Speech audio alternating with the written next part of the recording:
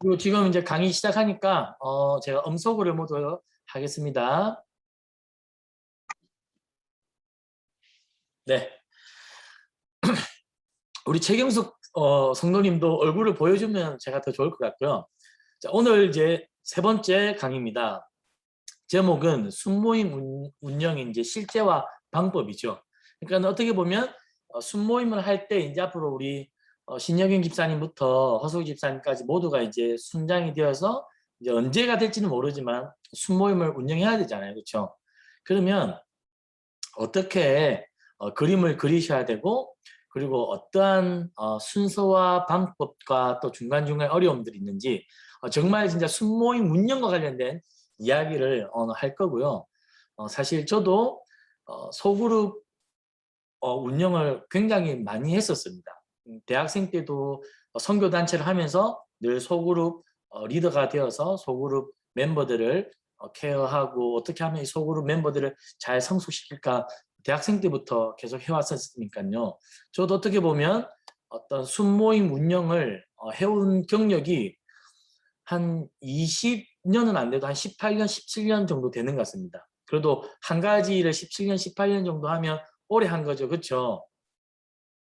근데 의외로 이제 많은 목사님들 중에 실제로 이렇게 순모임을 운영해 보지 않은 목사님들도 굉장히 많아요. 소그룹을 경험 안 해본 목사님들도 사실은 많은데 그런 면에서 저는 어쨌든 이 순모임 운영을 또 개인적으로 좀 많이 오랫동안 해오면서 제 경험도 강의에 좀 녹아들어서 같이 좀 도움을 드릴 수 있을 것 같습니다. 자, 순장의 작아진다는 질문입니다. 한번 네 가지 질문이죠. 지난 강의, 두 번째 강의를 한번 피드백해 보는 겁니다. 자, 나는 한 사람에게 진지한 관심을 기울이고 있는가? 순모임을 위해 나는 기도하는 순장인가? 예수님과 지속적으로 대화를 나누고 있는가? 순원들과 지속적으로 대화를 나누고 있는가? 이 네 가지 질문, 굉장히 저는 중요한 질문이라고 생각합니다. 그러니까 제가 지난번에 순장이 누군가, 우리가 소그룹을 왜 하는가, 그 중요한 두 강의 속의 핵심이죠. 그래서 저는 이제 앞으로 우리 순장님들이 되면 이 질문들을 눈에 잘 보이는 데다 써놓으면 좋을 것 같아요. 그래서 냉장고라든지 우리가 설거지를 자주 하지 않습니까? 저도 설거지를 자주 하는 편이거든요. 그럼 설거지를 하면 딱 눈에 제일 잘 들어오는 데가 뭐예요? 설거지 그 통 위에 선반에 뭐 이렇게 간단한 것들 씻어서 올려놓는 그 선반 위에 싱크대 거기 딱 거기에 붙여 놓으면 뭐 설거지 하다가 한번 툭 봐도 되고 그렇죠? 아니면 가스레인지 위쪽이나 왼쪽 벽에다가 타일이 붙어 있잖아요. 거기다 하나 붙여 놓든지 아니면 우리가 늘 들어가는 화장실 그 앞에다가 이 질문을 적어 놓으면 좋을 것 같아요. 그래서 이 네 가지 질문 속에 저는 순장의 가장 중요한 정체성이 다 담겨 있다 생각하거든요. 관심을 가지고 있는가 내가 다른 누군가에게. 그리고 나는 순모임을 위해 기도하는 사람인가. 그리고 내가 예수님과 대화를 나누는 순장인가. 그리고 순원들하고는 대화를 나누고 있는가. 이 네 가지 질문이 저는 너무 중요하다. 먼저 이 이야기를 하고 다음으로 넘어가도록 하겠습니다. 자, 우리가 이제 순모임을 운영할 건데요. 우리가 소그룹이라고 할 때 순모임은 적어도 3명에서 12명. 저는 12명이 넘어가면 어떤 인격적인 교제와 어떤 역동적인 만남이 어려워진다고 생각합니다. 그래서 예수님께서 12명의 제자를 거느리셨죠. 예수님께서 10이라고 하는 숫자가 뭐 유대인들에게 완전함을 의미하기도 합니다. 그래서 12개의 지파가 있었죠, 구약에서. 그래서 예수님이 신약에서도 12명의 제자를 선택했는지도 모르겠지만 제가 볼 때 다르게 해석하자면 예수님께서 가장 인격적인 소통과 나눔이 가장 충분한 이 이상이 넘어가면 너무나 어려울 수밖에 없는 맥시멈, 우리 한 사람이 그래도 힘을 내어서 다른 사람을 케어하고 관심을 가지고 기도해 줄 수 있는 분량의 인원수가 한 12명 정도 되는 것 같아요. 그래서 저는 개인적으로는 12명이 넘어가면 이제 분가를 하든지 아니면 더 이상 저는 못 받습니다라고 이제 거절을 하든지 그렇게 하면 좋겠어요. 그래서 저는 이제 예비 순장님이 되면 처음부터 12명을 맡으면 너무 힘들겠죠. 처음에는 나를 포함해서 3명, 그리고 4명, 5명 천천히 숫자를 늘려가는 게 좋아요. 그런데 처음부터 욕심에 뭐 많이 맡을 필요도 없습니다. 그리고 처음에 내가 순원을 1명 내지 2명을 데리고 있는다고 해서 전혀 부끄러운 일이 아닙니다. 아시겠죠? 부끄러운 일이 아니고 소그룹의 적정 인원은 제가 볼 때 3명에서 12명입니다. 아까 12명이라고 한 이유는 예수님도 12명까지만 제자로 두었죠. 그러면 왜 3명인가요? 그 질문에는 저는 이렇게 대답합니다. 구약의 삼위일체 하나님께서 3명으로 존재하셨다. 소그룹의 가장 기초는 숫자는 3이다. 그래서 3과 12가 그렇게 해서 나온 겁니다. 근거 없이 말하는 건 아닙니다. 제가. 자, 그래서 소그룹은 3명에서 12명의 멤버들이 적어도 한 달에 몇 번 이상요? 한 달에 적어도 1번 내지 2번 이상 정기적인 모임을 통해 우리가 예수님을 만나고 예수님과 함께 살고 예수님을 나누고 우리의 일상을 나누는 겁니다. 그런데 이제 소그룹을 이제 운영해 보면 고민이 있을 겁니다. 어떤 고민이냐면 도대체 한 달에 몇 번을 모이는 게 좋은가? 그런 고민도 들 거예요. 매주 만나면 좋을 것 같죠. 근데 매주 만나는 게 누적되고 누적되면 피곤해집니다. 피곤해져요. 그렇죠? 솔직히 저도 처갓집에 2주에 한 번씩 가기도 하고 3주에 한 번씩 가는데 제가 매주 처갓집에 간다고 해보세요. 저희 장모님 얼마나 제가 이제 피곤하고 귀찮겠습니까? 사회가 온다고 얼마든지 풍성한 식탁을 차리는데 매주 제가 그거 좋다고 매주 찾아가가지고 맛있는 저녁을 내놓으라고 말은 안 하지만 우리 장모님 얼마나 피곤하겠어요. 그래서 제 생각에는 매주 해도 괜찮지만 매주 하더라도 순장들이 무게를 딱 정하세요. 첫 번째 어떤 내가 한 달에 3번을 모이는데 진짜 한 번의 모임은 성경 공부까지 완벽하게 간다. 완벽한 100%의 힘을 쏟아서 하는 소그룹 한 번. 그리고 한 번은 그냥 만나서 그냥 한 10분에서 20분 정도 안부만 묻고 기도 제목만 듣고 헤어지는 그런 가벼운 모임. 그리고 한 번은 조금 이렇게 경중하를 두시면 될 것 같아요. 모든 모임에 힘을 쏟고 모든 모임을 진지하게 모든 모임에서 성경 공부를 하면 좋겠습니까? 안 좋겠습니까? 그런 수준에 가고 싶어요? 안 가고 싶어요? 당장에.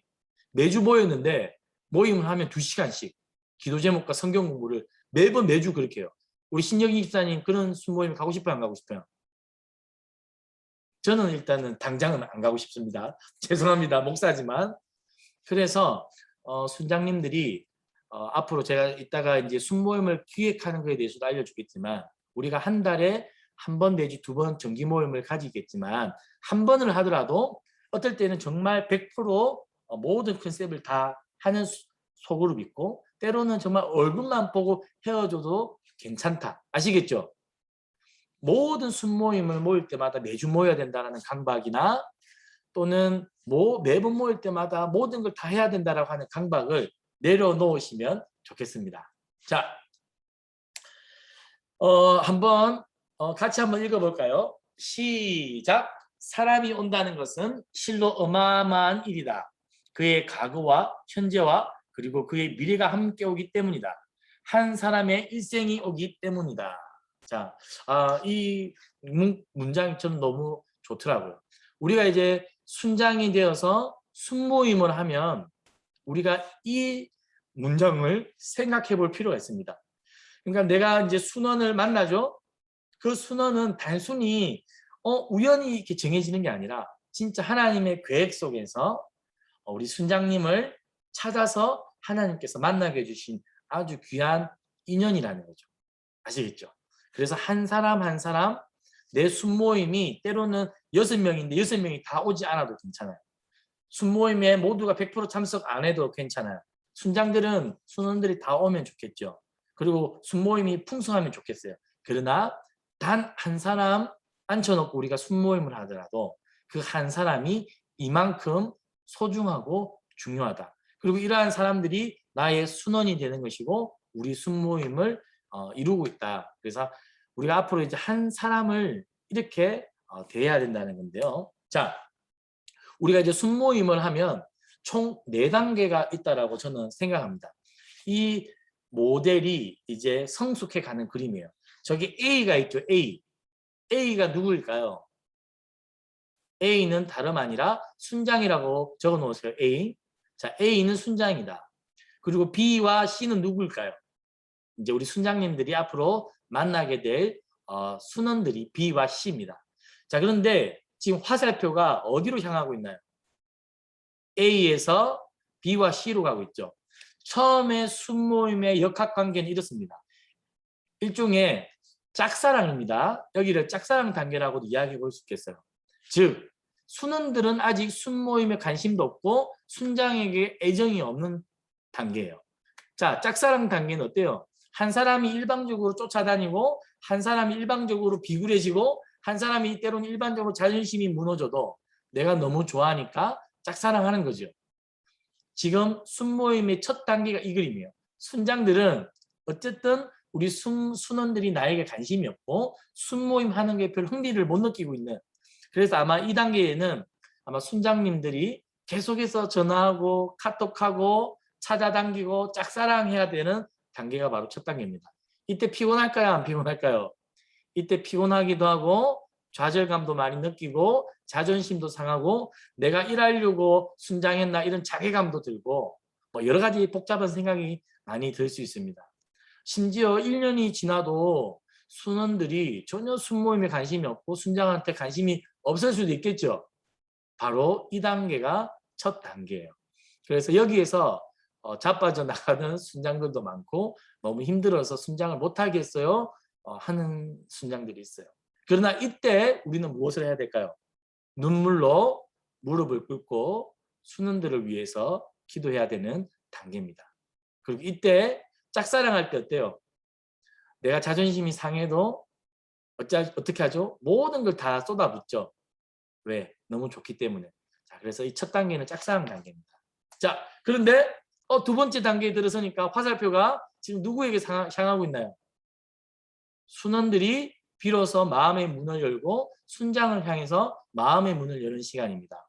이때 순장은 기쁨도 있고 감격도 있고 그동안 눈물 흘리고 기도한 보람이 생기는 순간이에요. 이 두 번째 단계로 될 겁니다.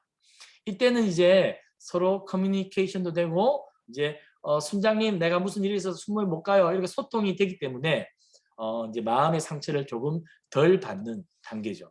자, 그런데 이 그림에 보이지 않는 그림이 있어요. 뭘까요? 지금 B와 C가 지금 누구만 바라보고 있죠? 바로 B와 C가 순장만 바라보고 있는 단계가 지금 소그룹의 순모임의 두 번째 단계라고 볼 수 있겠습니다. 아직은 순원들이 순장과 긴밀하게 관계가 맺는 거예요. 자, 그러면 B와 C는 화살표가 있나요, 없나요? 지금은 B와 C가 화살표가 없죠. 즉, 두 번째 단계까지는 아직 순모임에 있어서 역학관계는 순장과 순원 이 개인적인 관계만 이루어지고 있는 관계예요. 아직 순원들과의 관계가 없어요. 초반에는 그렇습니다. 순장에게 집중되는 거죠. 그러나 이제 세 번째 단계가 뭐냐면 순원들끼리도 관심이 생기고 마음의 문을 열어요.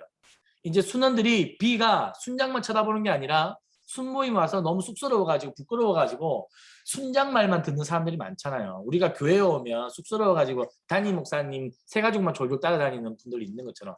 그러나 지금 이제 세 번째 단계에 접어들면 이제 순원들끼리 연락도 주고받고 순원들끼리 안부도 묻고 순원들끼리 이제 관계가 형성되는 단계. 이제 순장이 조금 힘을 빼도 되는 단계가 되는 거죠.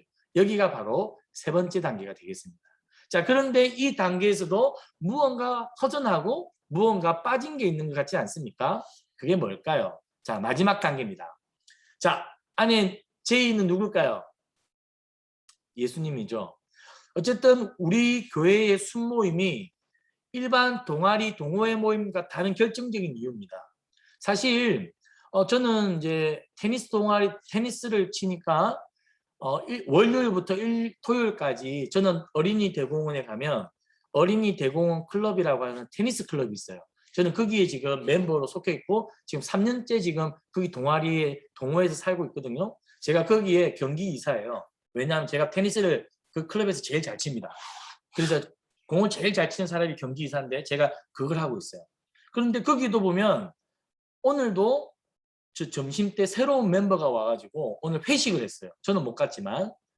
그리고 제가 보면 일반 등산 동호회, 배드민턴 동호회, 뭐 테니스 동호회 이런 거 보면 동호회 모임을 너무너무 잘합니다. 아주 잘 돌아가요. 그런 거 보면 제가 야 교회 순모임이 때로는 세상 동호회보다 더 못하다. 저는 그런 생각 굉장히 많이 하는 사람 중에 하나예요. 그런데 그런 세상 동호회와 결정적인 차이를 내는 게 뭐냐면 우리 순모임에는 결국에 안에 누가 계시다고요? 예수님이 있다는 거죠.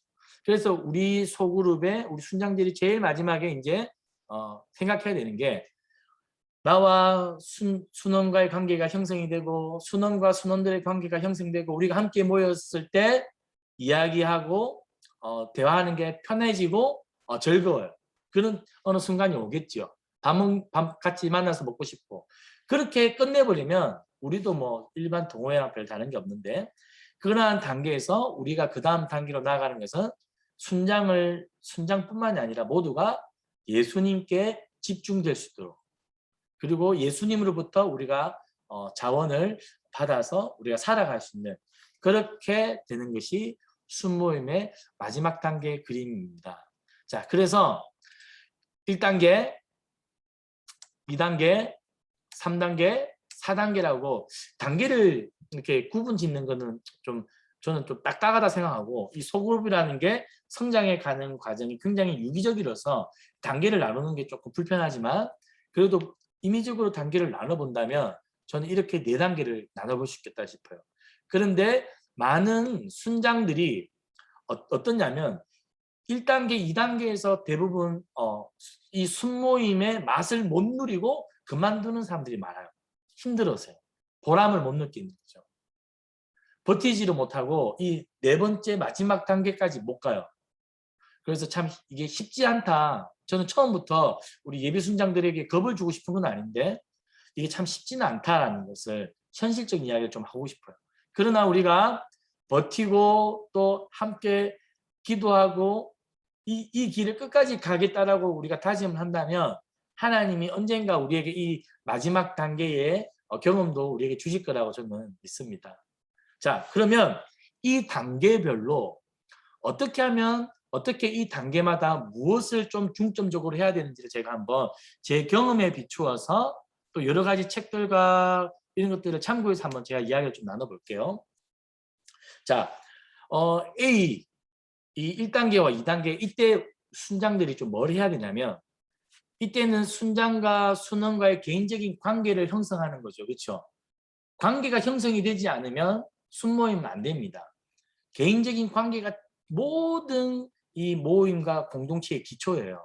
그래서 순장이 순원이랑 1대1 관계를 잘 못 맺고 인격적인 관계가 안 되고 신뢰할 수 있는 관계가 안 되면 순모임 안 됩니다. 그러면 이 1단계, 2단계를 잘하기 위해서 필요한 게 뭐냐면 따라해보세요. 원투원. 원투원. 원투원은 말 그대로 1대1로 만나서 만나는 겁니다. 우리 뭐 목사들은 그것을 우리 직장 용어로 신방이라고도 합니다. 신방. 근데 신방보다도 더 개인적이고 친밀한 만남이 바로 원투원이에요. 순장이 되면 제일 먼저 힘을 쏟아야 될 것이 바로 원투원이에요. 내가 순장이 되었죠? 그러면 내 순원 한 사람 한 사람을 찾아가서 만나야 됩니다. 이 일이 너무 중요해요. 그런데 원투원을 할 때 이것도 좀 더 쪼개보자면 만나기 전 그리고 원투원을 시작해서 그리고 원투원 중간에 원투원을 마무리할 때 제가 좀 더 이야기를 하자면 이제 우리 신여경 집사님, 임순년 집사님 이제 내 순원을 처음 소개를 받았어요. 그러면 처음 소개받은 순원을 무조건 1대1로 만나야 됩니다. 근데 만나기 전에 제가 어떻게 해야 된다고요? 미리 기도로 준비해야 돼요. 우리 만남을 방해하고자 하는 세력들이 너무 많겠죠. 왜냐하면 한 사람의 인생이 제가 온다 그랬죠. 아까 처음에. 한 사람의 인생이 이 소그룹 공동체 안으로 들어오고 교회로 들어오는데 당연히 이 만남을 사탄이 좋아할 리가 없습니다. 수만 가지의 방해가 펼칩니다. 일단은 순장한테 방해가 오겠죠. 이 1대1로 누군가를 만나는 게 쉬운 일이 아닙니다. 우리 순장들 되면 이제 부담스러워요. 일단은 순장에게 부담감이 꽉 차옵니다. 나 말을 못하는데 무슨 말을 해야 되지? 처음 만나는 사람 보면 나도 대면대면하고 나도 부끄러움을 많이 타는 사람인데 자기가 먼저 본인이 힘들어요. 우리 순장들이 힘들 수 있어요. 그래서 제가 기도해야 된다는 겁니다. 그래서 듣고 집중할 몸과 마음을 좀 만들어야 돼요. 그래서 이왕이면 제가 누군가를 만날 때 경청이 굉장히 중요하다 그랬죠. 그 경청을 하기 위해서는 에너지가 필요합니다. 그래서 순장이 가장 좋은 컨디션을 유지하고 나가서 만나는 게 좋아요. 근데 내가 지금 피곤하고 내가 컨디션이 안 좋고 내 표정에 우울함이 있고 내가 스트레스가 가득한데 순원을 만나러 나가면 좋을까 안 좋을까요? 안 좋아요. 그래서 컨디션을 최상으로 끌어올려야 됩니다. 우리 순장이 먼저. 그리고 만나기 전에 뭐죠? 좋은 장소를 준비해라. 저도 원투원을 할 때 굉장히 신경 씁니다. 장소. 내가 자주 만나는 이제 순원, 순장, 자주 만나고 이제 대화가 잘 되고 신뢰관계가 이미 형성된 순장을 만날 때는 조금 시끄러운 데 가도 괜찮아요.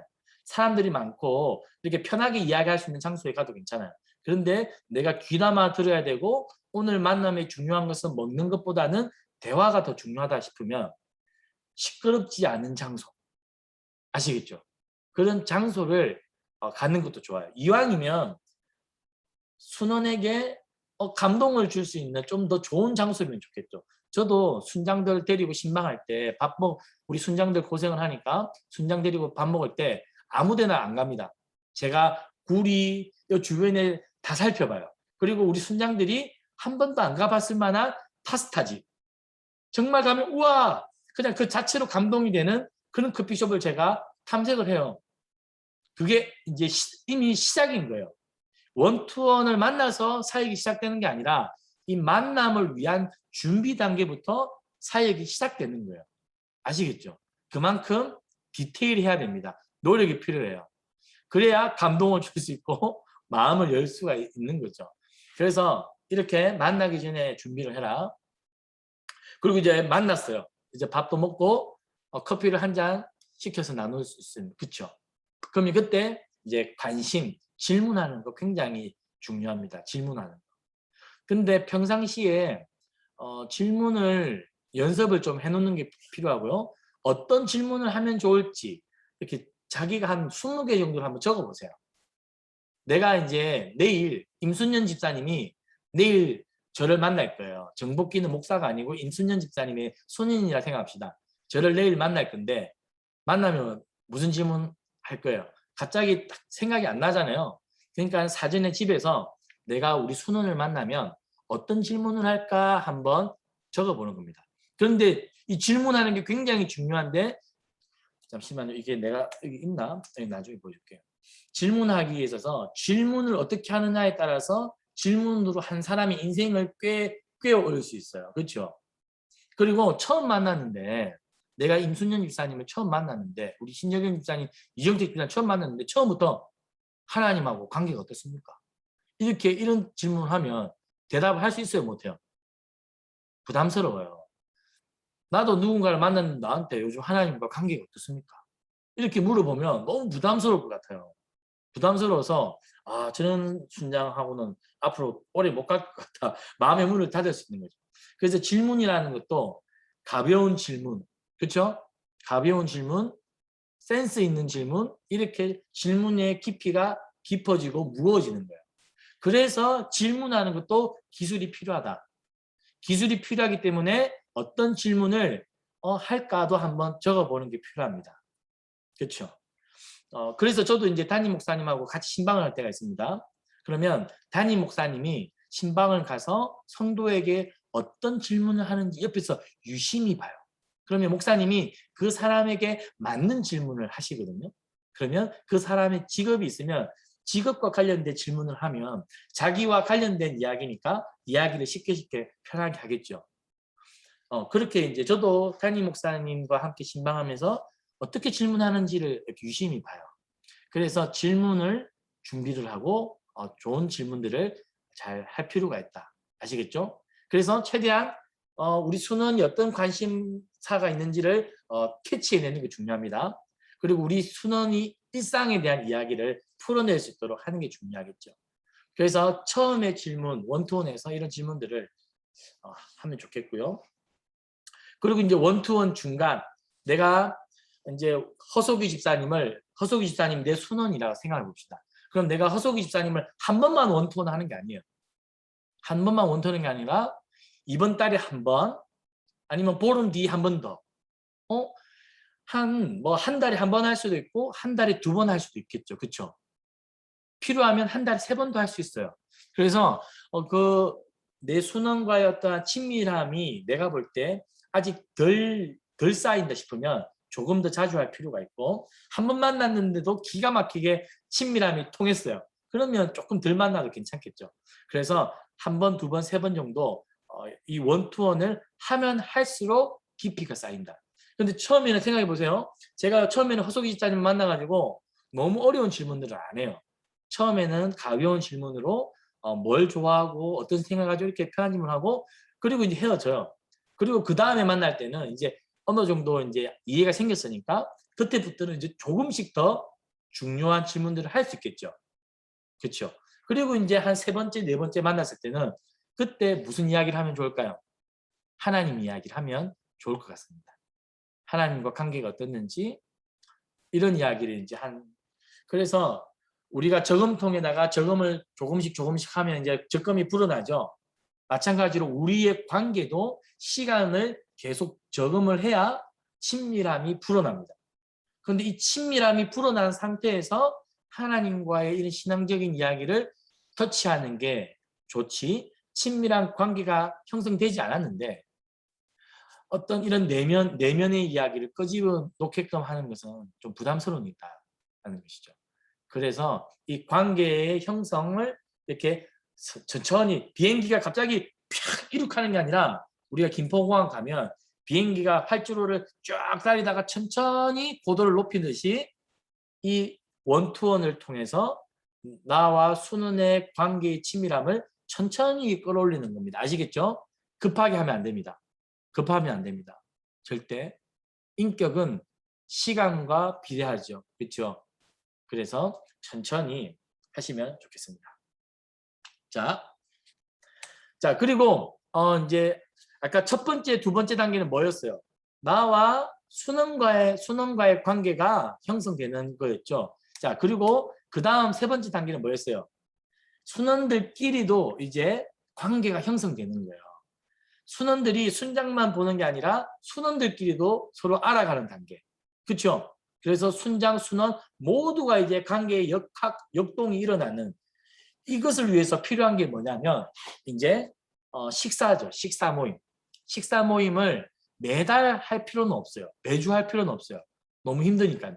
그리고 요즘은 매주 순장이 집에서 만약에 내가 저녁을 준비해서 초대를 한다 쳐요. 그럼 매주 밥 먹으러 오는 순원들이 부담스러울까요? 안 부담스러울까요? 매주 또 이렇게 먹으면 부담스럽기도 하겠죠. 그래서 일단은 식사 모임 이런 것들을 한 달에 한 번 정도는 우리 순장 집에서, 우리 집에 와, 내가 밥 차려줄게, 이렇게 집을 오픈해도 좋아요. 그런데 그게 집을 오픈하는 게 부담스러우면 그러면 밖에 식당에서 만나자. 근데 한 번 정도는 순장이 쏠 수 있죠. 그런데 두 번째 미팅할 때는 우리 n분의 1 할까? 그렇게 편하게 이야기하면 순원들도 더 편하게 생각할 수 있어요. 그래서 이러한 식사 모임 같은 거, 서로가 이 식사 모임을 통해 관계가 깊어집니다. 그리고 아우팅이라는 건 뭐냐면 일종의 소풍이죠, 소풍. 그렇죠? 그래서 이러한 소풍을 한 번씩 떠나는 것도 좋습니다. 순원들을 데리고. 뭐 가을 같은 경우에는 어디 가면 좋아요? 화담숲 가면 좋죠. 그렇죠? 또 닭갈비 먹으러 우리 춘천에 갈래? 뭐 할 수 있죠. 또 뭐 아니면 요즘 이제 가을이나 봄에는 우리 어린이 대공원 같이 돌자. 불러내서 어린이 대공원 돌아도 되죠. 그렇죠? 아니면 우리 뚝섬 가자. 뚝섬 가서 우리 치킨 한 마리 뜯자. 뚝섬은 젊은이들만의 공간이 아닙니다. 그렇죠? 그래서 순원들하고 뚝섬 가서 치킨 데이트 해도 괜찮아요. 이렇게 여러 가지 방식들이 있어요. 그래서 순장들이 항상 뭐 모여서 기도하고 찬송하고 성경 읽고 이렇게만 해야 되는 게 순모임이 아닙니다. 아시겠죠? 제가 말했지만 한 번은 순모임에서 성경 공부를 집중적으로, 한 번은 기도까지, 한 번은 이렇게 밥만 먹고, 한 번은 이렇게 산책만 해도 좋아요. 이러한 모임들을 통해서 뭐가 된다고요? 순장과 순원들 모두 안에 관계가 정립이 되고 친밀함이 생기는 거죠. 친밀함이 생기게 되면 이 공동체는 무엇을 해도 된다는 겁니다. 그런데 친밀함이 형성되지 않았는데 함께 기도합시다. 함께 성경 공부도 합시다 하면 그 시간이 모두에게 괴로운 시간이 될 수가 있습니다. 그래서 순모임의 첫 번째 단계에서 세 번째 단계까지 갈 때는 이러한 아우팅, 번개팅 이런 것들 괜찮아요. 그리고 제가 이제 서울시민교회에 와서 보니까 여기 너무 좋아요. 환경이. 뒤로는 어린이 대공원이 있죠. 앞으로는 뭐가 있어요? 아차산이 있잖아요. 아차산은 여자들도 올라가기에 부담스럽지 않잖아요. 그러면 한 번은 우리가 3부 예배 마치고 우리 점심 먹고 우리 같이 한번 산에 올라갔다가 오자. 뭐 그렇게도 괜찮잖아요. 순모임을 그렇게 해도 괜찮습니다. 교회에서 같이 예배드리고 같이 점심 간단하게 아차산에서 김밥 한 줄 먹고 우리 등산하고 오자. 뭐 이런 방식들. 이게 일종의 이제 아우팅, 번개팅이 될 수 있겠습니다. 하여튼 그리고 이렇게 반찬 나누기. 그리고 저는 이제 제가 순장이 되어서 대학생 때 주로 했던 게 있었어요. 대학생 때 주로 뭐 했냐면 점심 때 도시락을 싸오게 했어요. 도시락. 근데 매번 도시락 싸우면 힘들거든요. 그래서 도시락 데이를 만들었어요. 그래서 목요일 날 점심은 우리가 동아리방에서 우리 도시락 까놓고 밥 먹자. 근데 도시락을 싸올 수 없는 친구들이 있거든요. 그러면 그 친구들은 컵라면 들고 와라. 내가 밥을 좀 더 싸올게, 반찬이랑. 그렇게 해가지고 도시락 미팅하면 재밌어요. 그러면 우리 순모임들하고 우리 교회에서 이제 앞으로 이제 만약에 오픈이 된다 치면 교회에서 기본적인 밥을 주잖아요. 그렇죠. 국 하나, 김치 하나, 반찬 하나 밥 주잖아요. 그럼 거기에서 순장이 조금만 반찬을 더 챙겨온다든지 반찬 순번을 정해준다든지 뭐 그렇게 해서 저희 교구에 윤경희 집사님 순이 그렇게 잘해요. 윤경희 집사님 순원들은 주일날 옛날 우리 코로나 전에 항상 3부 예배 드리고 같이 밥을 먹는데 1층 식당에 둥 그렇게 앉아가지고 식탁이 항상 풍성해요.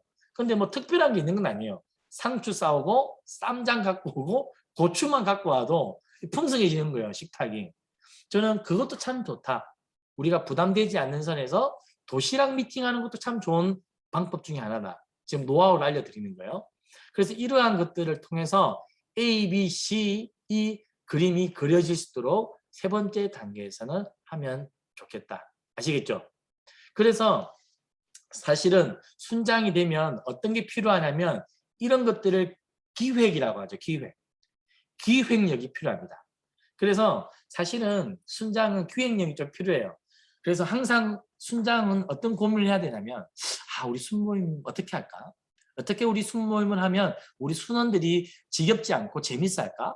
어떻게 하면 우리 순모임들이 다음 모임에 나오고 싶어 할까? 이런 고민들을 해야 됩니다. 아시겠죠? 그래서 저도 항상 그런 고민들을 참 많이 했어요.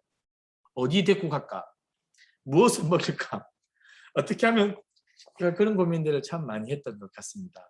근데 저는 이제 제가 부산교대를 담당할 때 있었어요. 제가 고신의대를 담당했었고 그 다음에 이제 부산교대.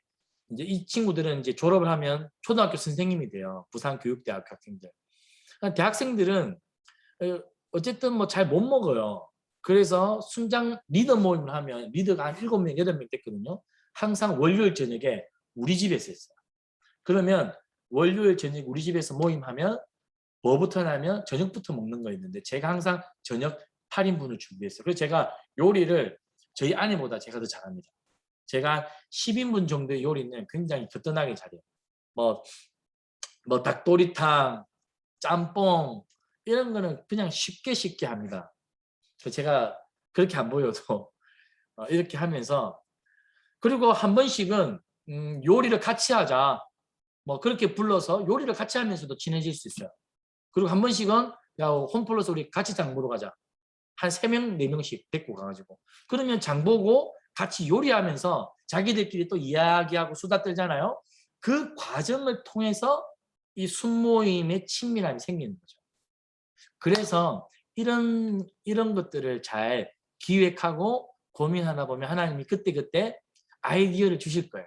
아이디어를. 그러면 그 아이디어를 가지고 실행하다 보면 우리 순모임이 재미난 순모임이 될 수 있습니다. 재미난 순모임이 되면 그 재미 속에서 서로의 관계가 더 친밀해지고 돈독해질 수 있겠죠. 자, 이제 제가 아까 C까 여기까지면 우리가 일반 교회 안 다니는 동호회랑 뭐 다를 바가 없어요. 그렇죠? 다를 바가 없습니다. 그래서 우리는 이것을 발판 삼아서 자 마지막 2단계까지 가려고 하는 거 아니에요. 자 그래서 우리가 2단계까지 갔다. 그러면 이제 우리가 서로 간의 친밀함도 생겼어요. 신뢰도 생겼어요. 모이면 마음을 엽니다. 자 그때 그럼 우리가 무엇을 하면 좋을까요? 저는 이 소그룹에서 할 수 있는 게 다양하다고 생각합니다. 처음에는 우리 순장들도 경험이 없기 때문에 순모임 안에서 설교를 한다거나 뭔가를 가르칠 수 있는 입장이 안 될 거예요. 그렇죠? 부담스럽기도 하고. 그렇죠? 저는 이 단계에서 순장이 말을 많이 하면 저는 좋지 않다고 생각해요. 순장은 가이드만 해주고 누가 말을 많이 하면 좋을까요? 순원들이 말을 많이 하도록 입을 열어주게끔 하는 사람이 순장이에요. 그러니까 우리가 숯불을 붙일 때 불을 팍 스파크를 튀게 하는 사람이 순장이라는 거죠. 자, 그럼 우리가 큐티 나눔을 한다 칩시다. 우리가 이번 주에는 우리 큐티 나눔을 한번 합시다. 그래서 이번 순모임에는 일주일 동안에 자기가 가장 은혜 받았던 본문을 가지고 큐티 나눔을 해요. 그러면 순장이 혼자서 20분 동안 내가 이번 주에 이번 큐티 본문 말씀을 이 은혜를 받았는데 너무 좋았습니다. 이 이야기를 혼자서 20분 동안 하면 될까요? 안 될까요? 안 돼요. 순장은 어쨌든 처음에 이렇게 합니다. 보여주는 방식으로 한 3분에서 5분 정도 짧게 보여주는 거죠. 그리고는 순장이 그 다음에 누군가 이번에는 C가 한번 큐티 나눔 해주세요. 그리고 그 다음에는 C가 B를 지정해 주세요. 이런 식으로 턴을 주세요. 그렇게 하면서 서로가 큐티 나눔을 나눌 수 있도록. 그런데 큐티를 안 해온 사람이 있을 수 있어요. 그렇죠? 그러면 그런 사람들한테 부담을 주면 될까 안 될까요? 절대 주지 마세요. 괜찮다고 해주세요. 알겠죠?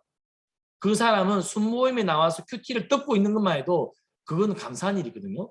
내가 큐티를 못했어. 그래서 큐티 나눔을 왜 합니까? 내가 나눔으로 못한 사람이 들어줬으니까 하는 거예요. 그러니까 순장은 못한 사람 부담 갖지 않도록 해주세요. 알겠죠? 그래서 순장은 그렇게 큐티 나눔을 해도 됩니다. 순모임 할 때.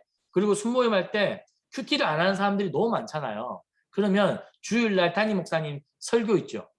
설교를 이번 주 우리 순모임 때는 우리 설교 들었던 거 나눔합시다. 미리 공지를 해주면 더 좋겠죠. 이번 순모임 때 우리가 뭐 할 건지. 그래서 이번 주 순모임 때는 우리가 큐티 나눔을 할 거니까 평상시에는 큐티는 안 하더라도 이번 주는 큐티 좀 하고 오세요. 뭐 이렇게. 이번 주는 우리가 설교 말씀을 들은 것 중에 제일 좋았던 부분을 나눌 거니까 설교 나눔 한 번 더 듣고 오세요 하면서 담임 목사님의 유튜브를 한 번 더 순전 단톡방에 올려줘도 괜찮겠죠. 그럼 한 번 더 듣고 순모임 할 때 그거 그냥 3분씩 뭐 담임 목사님 설교 들으면서 제일 와닿았던 키워드가 뭐예요? 그것만 이렇게 나눠도 괜찮아요. 그렇게 하다 보면 이해하게 됩니다. 뭐 그렇게 하는 방식도 좋아요.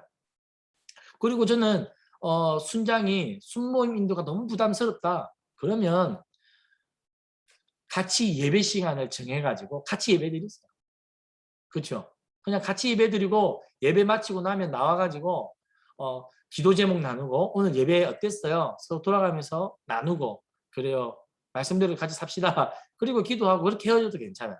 내가 순모임 잘 못하겠다. 그러면 그냥 아예 예배당 그 우리 좌석에 한 줄 그냥 같이 앉아서 예배하세요. 예배. 이것도 좋은 것 같아요. 그래서 우리 교회도 보면 순장이 순원들을 데리고 예배하는 순원들이 몇 명 보이거든요. 수요 예배 때도 보면 예전에 이옥숙 권사님이 그랬어요. 이옥숙 권사님이 자기 순원들을 데리고 함께 수요 예배 딱 드리더라고요. 금요 예배 때. 그것도 괜찮은 방법입니다. 그게 순모임이 되어도요. 이번 주 순모임은 수요 예배 때 아니면 금요 기도회 때 그냥 우리 금요 기도에 같이 참석하는 것을 순모임을 하겠습니다.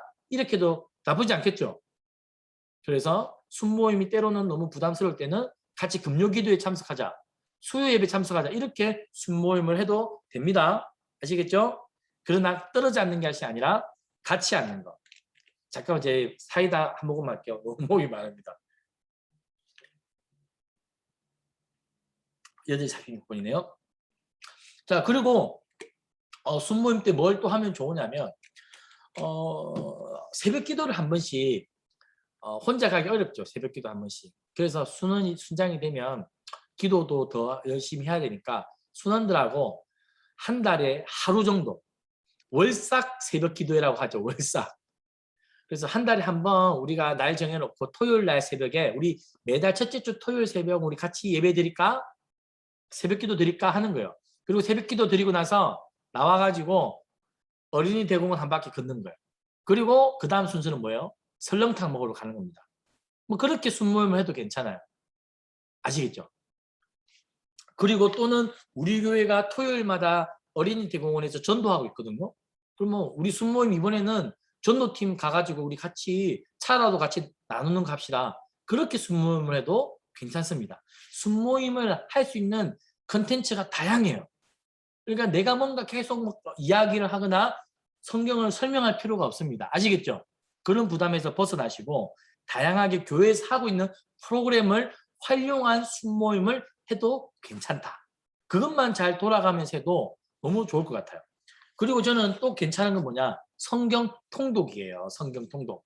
우리 이번 달에 우리 같이 마태복음 같이 읽자 하는 거죠. 그리고는 주일 오기 전까지는 마태복음 9장까지 읽어보세요. 그리고 우리가 주일날 만나서는 우리가 만나서 9장부터 뭐 한 14장까지 만나서 4장만 같이 읽읍시다. 이렇게 해도 괜찮잖아요. 그렇죠? 그래서 성경 통독을 같이 읽는 이런 프로그램도 순모임 할 때도 좋다. 아시겠죠? 그러면 순장도 덜 부담스러울 수 있어요. 그래서 아까 전도팀 같이 하기, 뭐 성가대 같이 하기, 뭐 이런 것도 괜찮다. 그리고 저는 또 추천하고 싶은 것은 작은 예배를 같이 하는 것도 좋아요. 순원들과 함께. 순장이. 그렇게 하는 순장이 있어요. 저희 교구에 이원영 장로님이 있는데 이원영 장로님은 자기 순원들을 데리고 같이 작은 예배를 돌아다니시더라고요. 몇 년 전부터 그랬어요. 그래서 자기 순원들을 억지로 이 작은 예배에 앉혀가지고 그 작은 예배를 같이 들어요. 저는 그렇게 순모임을 해도 나쁘지 않다라는 거죠. 그래서 작은 예배, 수요 기도회, 금요 기도회 이런 거를 잘 활용하면서 순모임을 하면서 이 우리의 순모임이 일반 동호회와 다르게 하나님께 집중하고 예수님께 집중할 수 있는, 그리고 나중에는 우리가 전도까지 하러 갈 수 있는 그러한 순모임이 되면 너무 좋겠다. 저는 그런 생각을 해봅니다. 자, 그런데 이제 순모임의 시작과 끝에 대해서, 근데 이런 순모임을 아까 제가 이런 여러 가지 이야기를 했는데 순모임을 이제 할 때 순모임을 따라해보세요. 순모임을 디자인하라. 이 순모임의 시작과 끝은 무슨 말이냐면 순장은 이 순모임을 디자인하는 사람이에요. 디자인.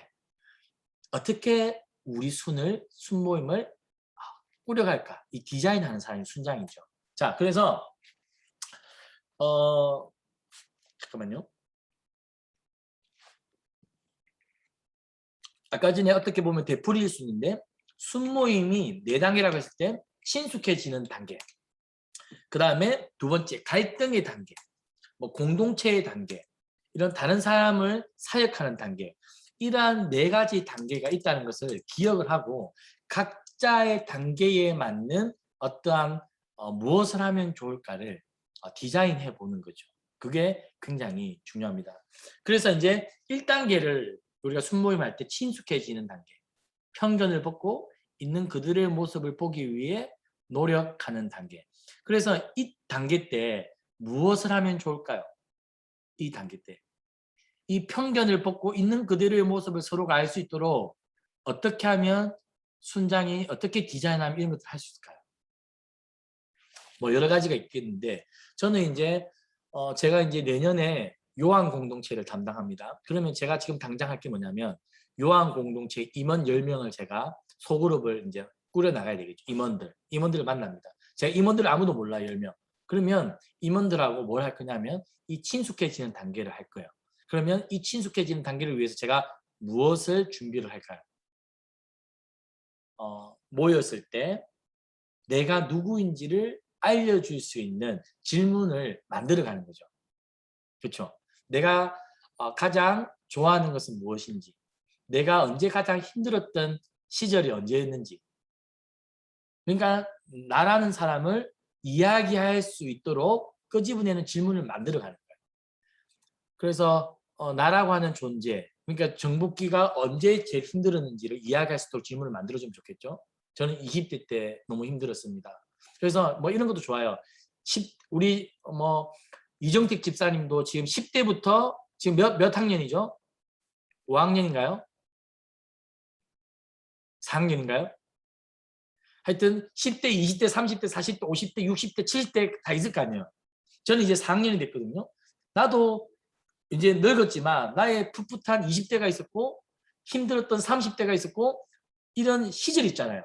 그런 시절들을 이야기할 수 있도록 그런 질문들을 만들고 첫 모임할 때, 두 번째 모임할 때 돌아가면서 이런 이야기들을 하면 너무 좋겠죠. 예. 그래서 돌아가면서 자신의 10대 때도 이야기해보고 그리고 40대 때도 이야기해보고 남편하고 가장 살면서 힘들었던 때도 이야기해보고 이런 이야기 해보면 좋을 것 같아요. 좋은 이야기 말고 좋은 이야기도 해야 되겠지만 뭐 힘들었던 이야기, 어려웠던 이야기, 진짜 이혼하고 싶었던 때가 언제입니까? 뭐 이런 이야기 좋잖아요. 저도 이혼하고 싶을 때 있었을까 없었을까요? 나름 있겠죠. 뭐 그런 이야기들을 끄집어낼 수 있도록 하면 좋겠다. 그래서 중요한 거는 친숙해지는 단계에서는 가면을 벗겨주는 거예요. 가면을 벗겨주는 거. 그래서 내가 잘 살아도 괜찮고 못 살아도 괜찮고 내가 어떤 사람인지 그냥 허심탄회하게 끄집어내 놓을 수 있도록 그 이야기의 장을 만들어주는 겁니다. 이 단계 때. 그래서 순모임 첫 단계 때는 이런 작업들을 좀 잘 해주세요. 아시겠죠? 그래서 첫 단계에 막 새벽 기도 가자, 첫 단계에 수요 기도에 가서 기도하자 이렇게 하면 그것보다는 저는 첫 단계에서는 자기의 이야기를 잘 끄집어낼 수 있는 그러한 이바구한다 할까요? 그런 시간들을 좀 많이 가져주세요. 소그룹에. 그래서 만약에 내가 내년 3월부터 이제 소그룹을 시작합니다. 교우를 끝내고 그럼 3월 달에는 이 단계라는 거죠. 3월 이야기하는 시간. 4월은 이제 이야기가 좀 됐다 싶으면 4월은 데리고 밖에 나가서 소풍 가는 계절. 그럼 5월 달 정도가 되면 이제 우리가 같이 뭐 하자. 큐티 같은 거 좀 나눔 해볼래? 그리고 6월 달 정도 되면 우리 6월 달에 우리 새벽 기도 한번 가볼까? 이렇게 강도를 높여가는 거예요. 아시겠죠? 이걸 이제 소그룹을 디자인한다는 거예요. 자, 그런데 문제는 우리가 이제 자기를 오픈하고 자기 이야기를 하다 보면 어떻습니까? 차이로 인한 갈등이 일어납니다. 이제 기질이 다 틀려요. 다혈질도 있고 점액질도 있고 말을 빠르게 하는 사람도 있고 말을 느리게 하는 사람도 있고 그렇죠. 먹는 걸 좋아하는 사람이 있고 먹는 걸 싫어하는 사람이 있어요. 걷는 걸 좋아하는 사람이 있고 걷는 걸 싫어하는 사람이 있거든요. 뚝섬에 가는 걸 좋아하는 사람이 있고 저기 아차산 올라가는 걸 좋아하는 사람이 있고 사람들이 다 달라요. 그럼 나랑 이제 저도 이제 40이 되니까 저랑 안 맞는 사람하고 더 이상 만나기 싫더라고요. 뭐 때문에 내가 나랑 안 맞는 사람하고 스트레스 받으면서 만나. 이왕이면 나랑 잘 코드가 맞는 사람하고 만나지. 아마 나이가 들면 들수록 우리가 더 그렇게 되잖아요. 그렇죠? 맞죠? 우리가 그렇다고요. 그래서 순모임 하다 보면 나랑 맞는 사람만 다 만날 수가 없죠. 안 맞는 사람들하고 만나게 됩니다. 그럼 이런 갈등. 근데 이 갈등의 시기가 분명히 와요. 분명히. 근데 이 갈등의 시기를 극복을 하면 진짜 모이면 즐겁고 기쁜 순모임이 되고 이것을 극복을 못하면 이제 어려움을 겪게 되는 것 같아요. 그래서 요 갈등의 단계에 대한 솔루션 요거는 제가 다음 강의 마지막 강의에서 한번 강의를 할 거예요. 제가 마지막 강의는 애니어그램이라는 것을 가지고 지금 이제 우리 예비 순장님들도 한번 테스트를 해볼 겁니다. 그래서 애니어그램을 테스트를 해보고 자신의 기질이 어떤 기질이 있는지 그 기질에 따른 장단점을 파악하고 다른 사람의 기질의 장단점을 파악할 거예요. 이런 기질에 대한 서로에 대한 기질에 대한 이해가 생기면 나랑 안 맞는 행동을 할 때 뭐야 저거? 재수 없어 저거. 그죠? 이렇게 말하는 게 아니라 저래서 저렇게 행동하고 저래서 저렇게 말하는구나 이해력이 생겨요. 저도 처음에 우리 아내하고 이제 결혼 생활을 하면서 항상 보면 저 혼자 마지막에 삐지거든요. 저 혼자 삐지고 저 혼자 기분이 상해요. 근데 저희 아내를 보면 같이 싸웠는데 저희 아내는 멀쩡하고 별로 뭐 이렇게 쿨하더라고요. 그러니까 항상 저만 억울한 거예요. 삐지고.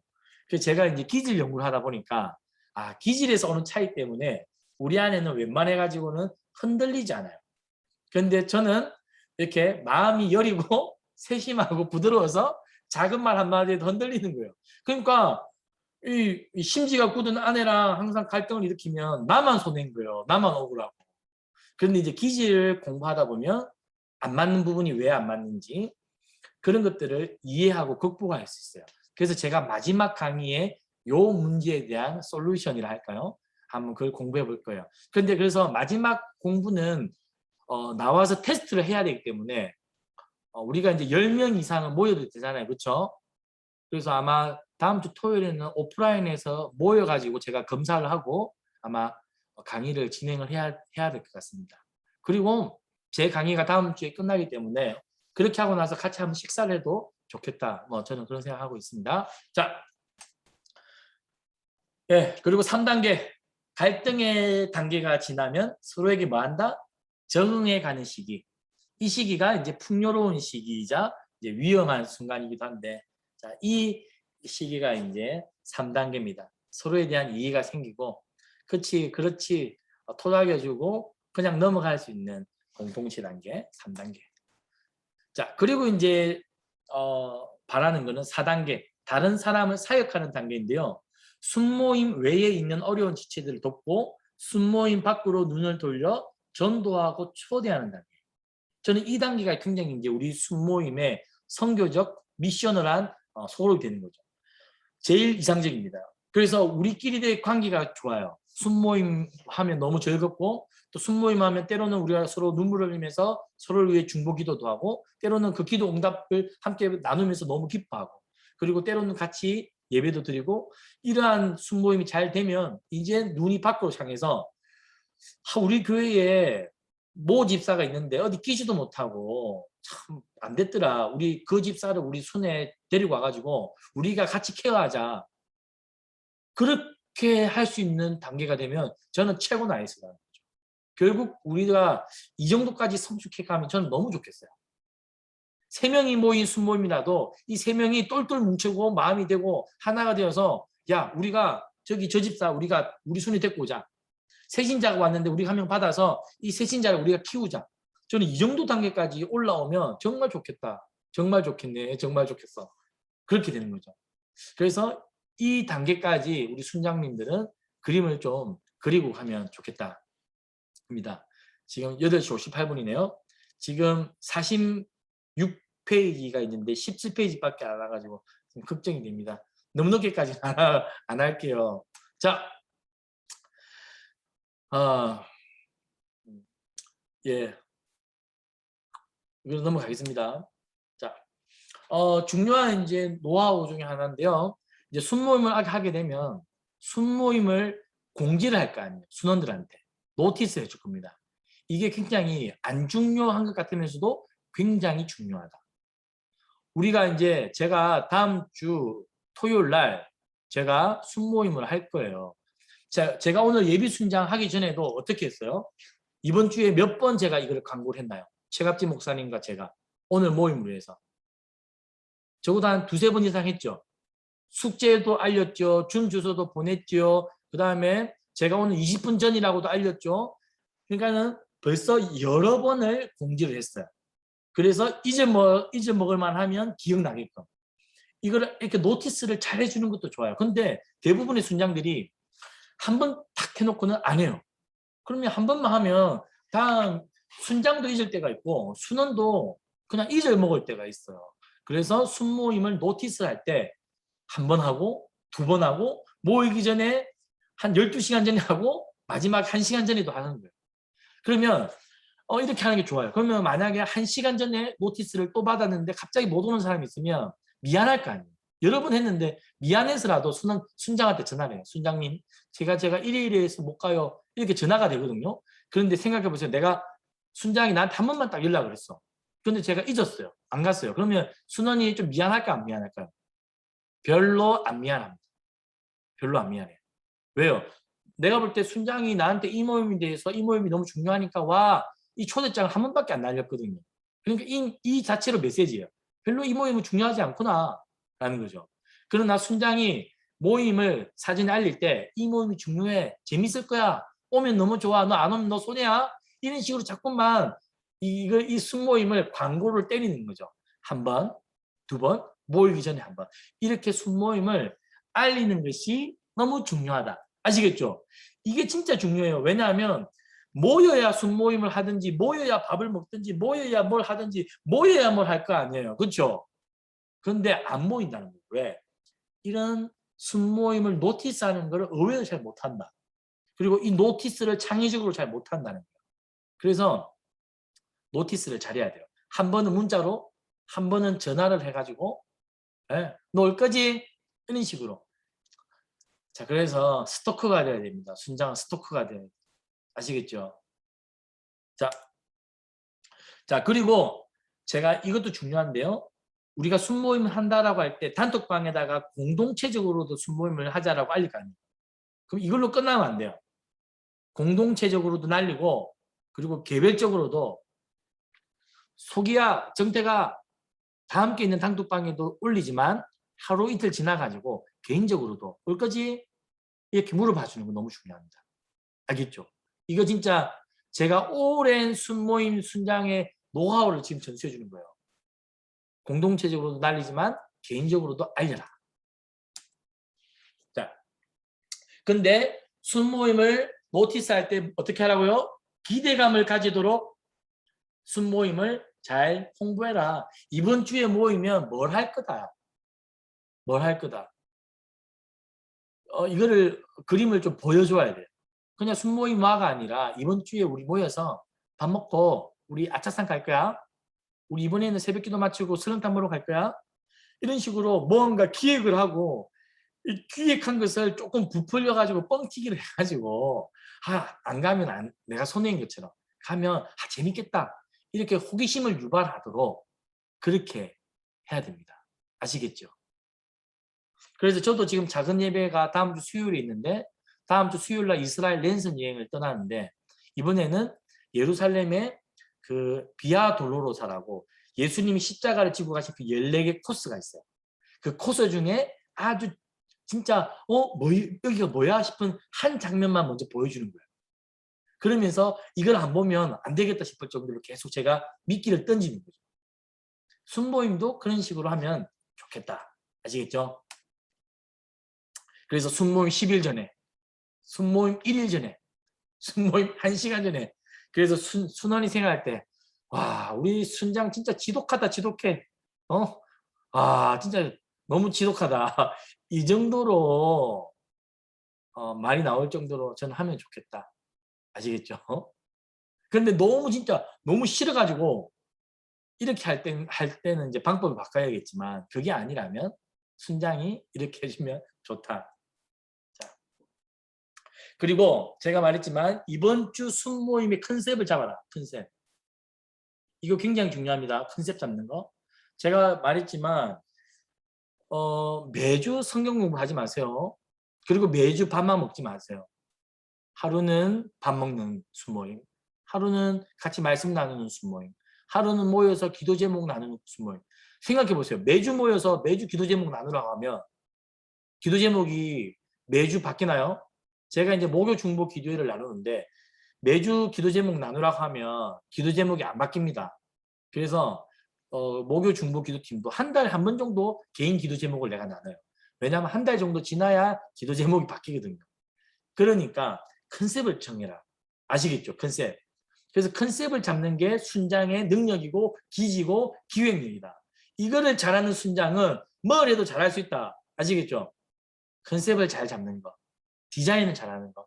이게 너무 중요합니다. 그래서 이게 어렵지 않아요. 딱 하루에 30분만 투자를 하세요. 30분만 딱 앉아가지고 딱 기도합니다. 하나님, 저한테 지혜를 주십시오. 이번 순모임 어떻게 하면 좋을까요? 저는 새벽에 그렇게 자주 해요. 새벽 기도를 하면서 순장들의 스캔을 쫙 한번 해요. 그리고 순장들이 하나님 어떤 상황이 있습니까? 순장들하고 뭐 할까요? 그렇게 하다 보면 하나님 때로는 순장들 분위기가 다운되어 있으니까 뭐 격려해달라. 순장들이 지금 컨디션이 좋으니까 같이 좀 공부 좀 해라. 아니면 순장들하고 책 스터디를 해라. 그때마다 하나님 주시는 사인이 있을 때가 있어요. 그래서 30분만 딱 앉아가지고 기도하고 뭐 하지? 계획을 한번 해보세요. 아시겠죠? 그리고 우리 집사님들, 권사님들 아이들 다 있잖아요. 젊은 애들. 요즘 젊은 애들이 머리가 팽팽 돌아가거든요. 야, 뭐 재미난 모임 없냐? 너희들 모임 요즘 뭐 하냐? 물어보세요. 아이디어를 얻으세요. 어디 가면 맛집이 어디 있냐? 그런 거 다 한번 물어보세요. 그래서 이번에는 이 맛집을 한번 가봅시다. 성수동 가면 맛집 많잖아요. 성수동. 그렇죠? 뭐 하여튼 그렇게 컨셉을 잡는 거 중요하다. 예, 제가 이제 목이 너무 아파서 강의를 더. 자, 한번 보세요. 자, 지금 뭘 먹고 있을까요, 순장들이? 닭갈비를 먹고 있죠. 누가 있을까요? 제가 있습니다. 이렇게 컨셉을 가지시면 돼요, 컨셉. 그냥 밥 먹자가 아니라 이번 주 제가 닭갈비 합니다. 기대하세요. 이렇게 해서 우리 순장들 데리고 이렇게 하는 거예요. 자, 그리고 닭갈비만 먹을 수 없잖아요, 집에서. 여기서 순장들 데리고 밖에 나갑니다. 이렇게 밖에 나가서 순모임을 하기도 하고요. 우리가 맨날 밖에 나가고 밥만 먹을 수 없죠. 하루는 이렇게 앉아서 말씀을 나눕니다. 제가 뭐 할까요? 담임 목사님 설교를 한번 요약을 해요. 요약을 하고 이 말씀을 나눠보세요 하면 또 안 나눠요. 그러면 나눌 수 있도록 구체적인 질문을 던져주세요. 질문을. 하여튼 질문을 던지는 건 너무 중요해요. 모든 나눔에서. 그렇게 이렇게 또 나눔을 하는 거예요. 이렇게 컨셉을 바꾼다. 재밌겠죠?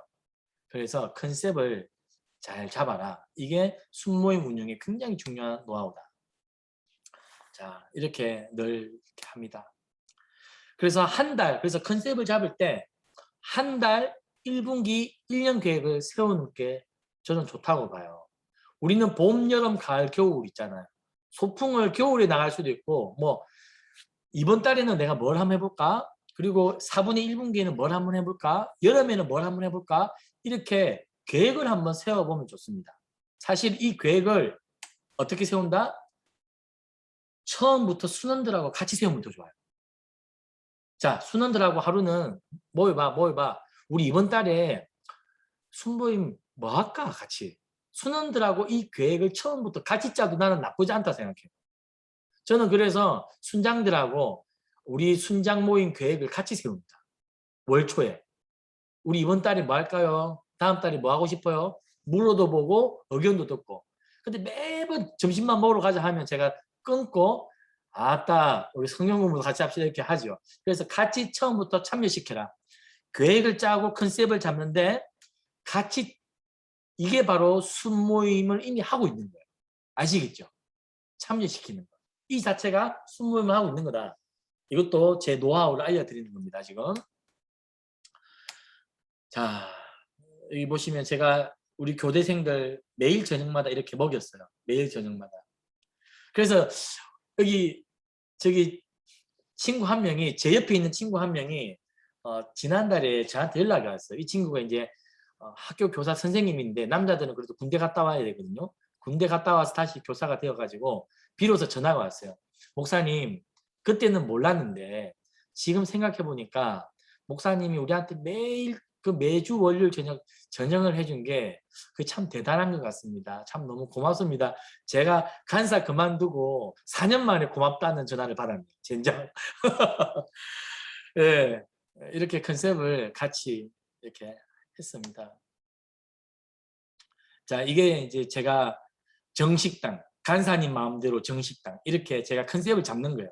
순모임을 하는데 이번에는 간사님이 셰프가 되어가지고 이렇게 할 거야 와 기대감을 만들어주는 거죠. 네. 이 사진은 무슨 사진일까요? 앞에 보니까 막걸리도 있고 그렇네요.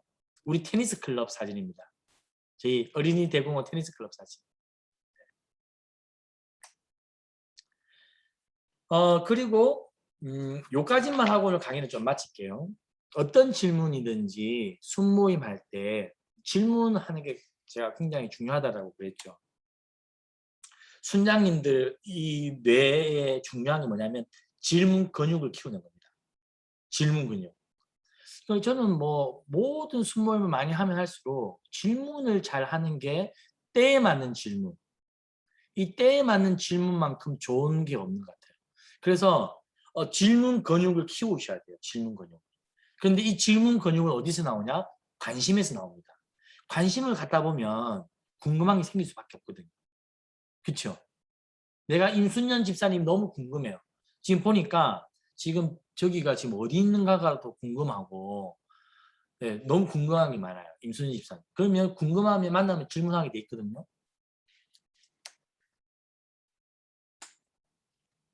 보세요. 내 마음의 깊이는 다른 사람이 던지는 말을 통해 알 수 있다.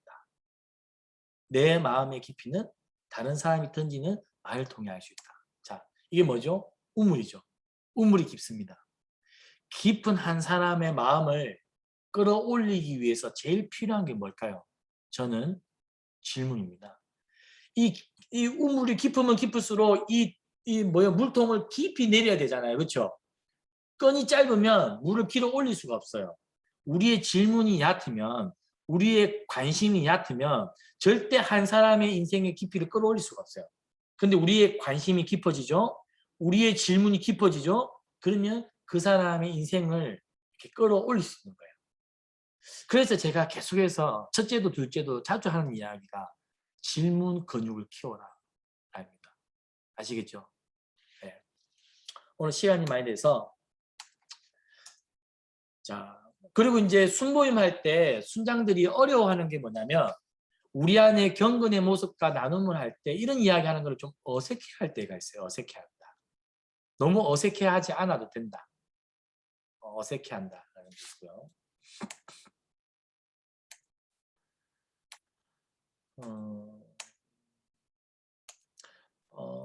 이건 한 번 더 하면 좋은데 이제 순장을 하다가 위기가 찾아온다라는 건데요. 이제 예비 순장님들이 순장이 되면 막 열심히 하고 하다 보면 어느 순간 위기가 찾아옵니다. 그 중에 이제 여러 가지가 있는데 아무래도 영적 고갈이 오겠죠. 영적 고갈. 많이 힘들어진다는 겁니다. 그래서 이 부분은 제가 다음에 한 번 더 기회가 되면 강의를 하겠고요. 소그룹 운영의 결국 가장 중요한 목표는 뭐다? 내가 소그룹 운영을 잘하는 게 아닙니다. 소그룹 운영을 잘하고 많은 사람들이 모이는 게 소그룹 운영의 가장 중요한 목표가 아니라 한 사람을 남기는 거예요. 한 사람. 한 사람과 관계의 열매를 잘 맺는 거죠. 그렇죠. 그래서 순으로 묶여 있을 때만 그 사람과 우정 관계를 누리는 사람이 아니라 이 순에서 흩어져도 그 관계가 여전히 연결고리가 되어서 평생 동안 믿음의 인생의 동력자가 될 수 있도록 사람을 남기는 겁니다. 순장은 결국 사람을 세우고 사람을 만나고 사람을 길어 올리고 그 사람이 하나님께 갈 수 있도록 사람을 돕는 역할입니다. 그래서 오늘 강의는 여기서 이제 마칠 건데요. 어쨌든 사람이 우리에게 너무 중요하다는 거죠. 관계, 질문. 그래서 오늘 강의는 여기서 마치도록 하겠습니다. 자, 마이크 한 번씩 켜시고 오늘도 또 열심히 또 늦은 시간 들어주셨는데요. 자, 뭐 하시고 싶은 말씀 있으십니까? 없으시죠? 우리가 토요일 날 몇 시에 강의를 했나요? 10시 반에 했죠. 토요일 날. 혹시 이번 오는 토요일 날 교회 10시 반에 오실 수 있나요? 오셔야지만 이 애니어그램 강의를 한번 테스트를 해볼 수 있는데 본인 퀴즈를 테스트를 해보고 해봐야 이게 도움이 되는데 참고로 어떻게 해야 될지 모르겠네요. 저는 시골을 좀 내려와야 돼서 네네. 이번 주는 어려웠습니다. 네. 부모님 생신이셔가지고.